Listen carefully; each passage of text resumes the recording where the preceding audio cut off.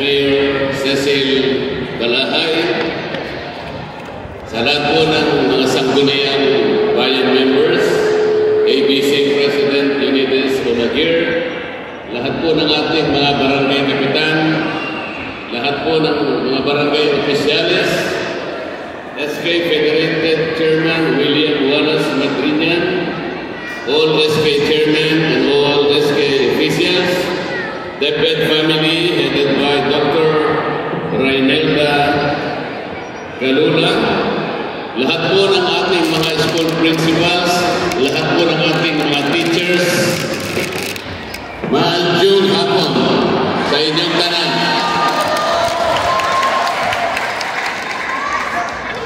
Mga kababayan, taga-Alicia Bohol, ako po ay nagpapasalamat sa inyong pag-imbita sa pagsa-celebrate ng inyong 75th anniversary. Isa pong karangalan na makapiling kayo ngayong hapon kahit malayo po ang aking pinanggalingan, kahit 2 oras magmula sa Panglao, medyo siksak ka lang ngayon, ay kailangan pong makapunta ko sa inyo para magkita-kita naman tayo.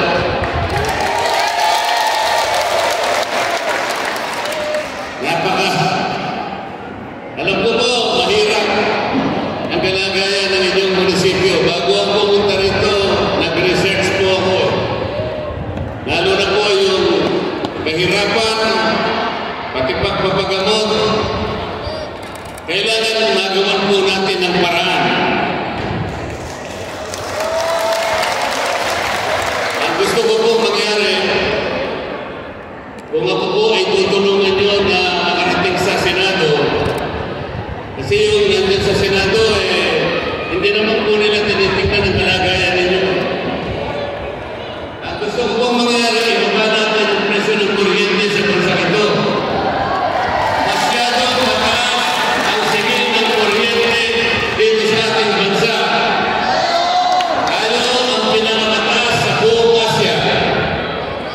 Ang sabi po ng batas, ginawa natin 24 years ago, dapat po yung kuryente sa ating bansa abot kaya. Ano yung abot kaya sa Bisaya? Barato. Barato dapat ang kuryente sa ating bansa. Para sa ganun, marami ang pupunta rito. Magpapakayo ng pagawa, negosyo, tatayo ang maraming pagawa, pabrika, maraming trabaho, maraming dagdag kita para makagawa tayo ng maraming pagkain, mga produkto para bumaba ang presyo ng pagkain. Napakataas po ng presyo ng pagkain ngayon. Alam po ninyo, sabi po kung sa isang survey, 63% ng lahat ng Pilipino ngayon, ang sabi nila, mahirap sila. Katumbas po ng 17.4 million families. Kung ang isang pamilya po, lima yung kanyang membro, that will be 87 million Filipinos today, or about 75% of the total population, 116 million today. 63% ang nagsabi po, mahirap po ang kalagayan namin ngayon. Totoo po yun. Pero na kasi, pinuputo niyo sila doon, puro artista. Puro artista. Alam ba nila ang artista kung paano ibaba ang kuryente? Hindi nila maintindihan yun. Alam ba nila kung paano ibaba ang presyo na bilihin? Hindi nila alam yun. Tingnan nyo yung mga kapitan. Magkano ang honorarium ng isang kapitan?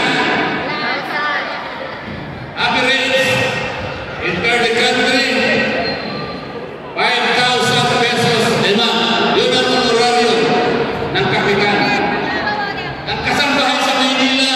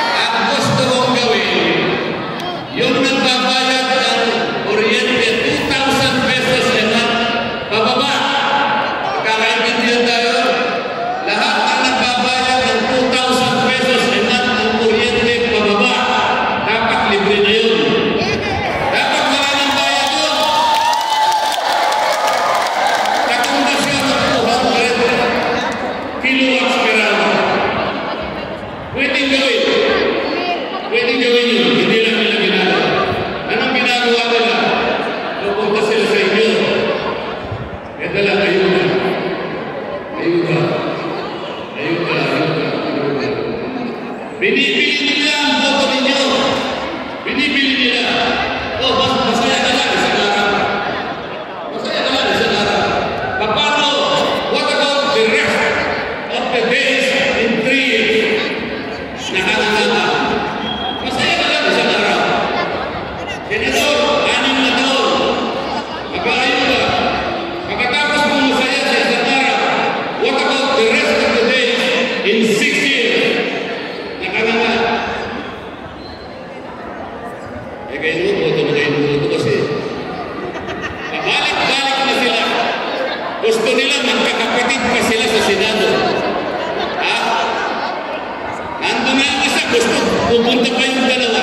Bakit? Sila nilang ba ang pwede magsilbi sa bansang ito? Magkakapatid! Mag-ina!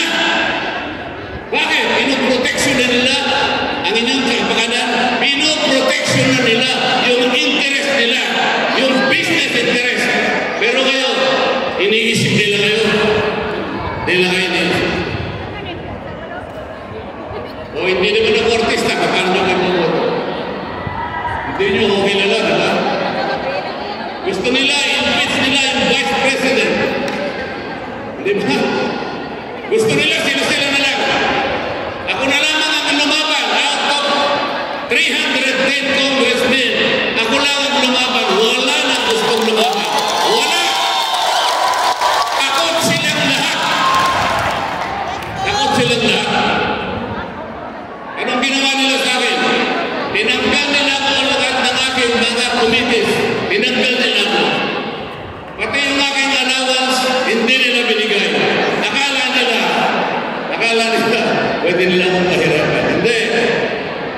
Sabi ko, pupunta ako sa Alicia, Bohol. Isusumbong ko kayong lahat. Yung corruption sa ating bansa, malala na po, malala. Magkano ang budget natin sa taong ito? 6.3 trillion pesos. 6.3 trillion pesos. Magkano ang income ng ating bansa? 4.6 trillion. Kulang na kulang. Mamamutang tayo 1.5 trillion pesos. Magkano yun sa isang buwan? 17 billion pesos monthly.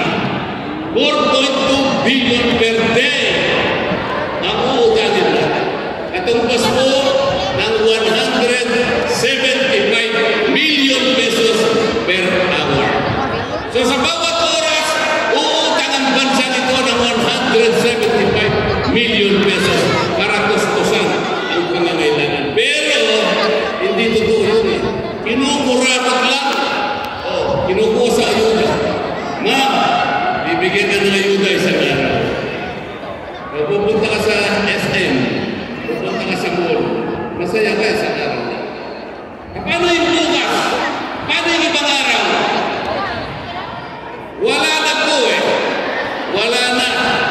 Napakahirap ng ating bansa. Kasi naman kayo may kasalanan bigay. Yung sikat na lang ang binoboto nyo. Sikat. May pangalan. Pero hindi ninyo tinatanong sa sarili nyo. Ito kayang sikat na to gagawa ng mabuti. Wala na mo ngayon tinatanong. Ano po nangyari? Meron isang matanda na nagsabi. Kasi tinanong ako ng isang matanda eh. Sabi niya, bakit po walang nangyayari sa aking buhay? Ako po ay 85 years old na. Bakit po mahirap pa rin ako? Yun ang tanong niya. Sabi ko, Lola, dapat sana meron akong isasagot sa iyo. Ganito na lang, meron din isang matanda na nagsabi, insanity, yung insanity saan? Buwang, yung buwang. Dinefine niya eh, yung buwang sabi niya ay paggawa ng isang bagay na paulit-ulit ang ginagawa. Pagkatapos, inaasahan niya may mangyayari iba sa kanyang buhay. Insanity pala yun. Kabuwangan pala yun eh. Salamat po sa pagkakataon na binigay niyo sa akin. Salamat po sa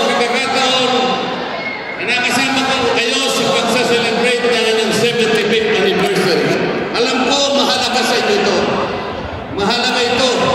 Ang inyong munisipyo ay 75 years old na today. Makasaysayang lugar ito. Makasaysayan ang araw na ito. Salamat po sa pagkakataon na kasama niyo ako sa araw na ito. Ilalagay ko sa aking puso. Ngayon lang ako nakarating sa inyong munisipyo kahit na malayo. Sabi nung makasama ko, boss, masyadong malayo naman yan. Ang layo. Huwag ka nang pumunta doon. Ang layo. Dito ka na lang sa Panglao. Ang sarap dito. Hindi. Puntahan natin yung mga tao. Puntahan natin sila. Para sabihin ko sa kanilang lahat sa araw na ito. Gikan sa akong kasing-kasing. Kihigog ba ako kamong tanan?